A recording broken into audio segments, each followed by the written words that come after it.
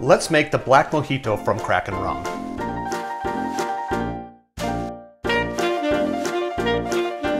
To make this drink, we're going to start by muddling some of the ingredients in the bottle of the glass, and this is a Collins glass. The recipe says 2 slices of lime. I hate that sort of measurement. How big is the lime? How thick are the slices? I guess it doesn't matter. I'm going to see, hopefully these are going to get to the bottom.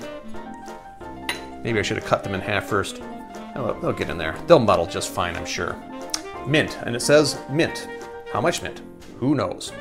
I'm going to put in enough. How much is enough? Who knows?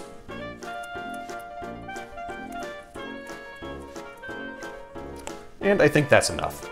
Finally, 1 tablespoon of sugar. 1 tablespoon is something in metrics. I'll give that to you later on. I'll put it in the subtitles down below. Now to muddle that. I'll be right back with you. Now that I think I'm done muddling, I'm going to stir this up a little bit.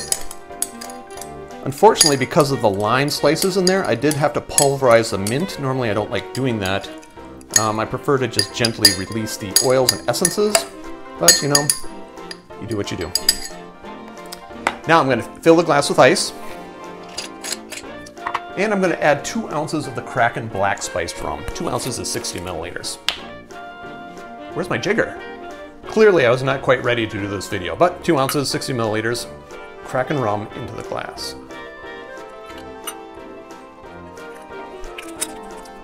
And they don't say to stir, so I'm not going to stir at this point. However, I am going to top it with a club soda. I've got Chewippies. You can use whatever brand that you like. I'm not emotionally attached to this one. Add a straw. And no garnish listed. So, there you have it. The Black Mojito from Kraken Rum. Drink with good spirits.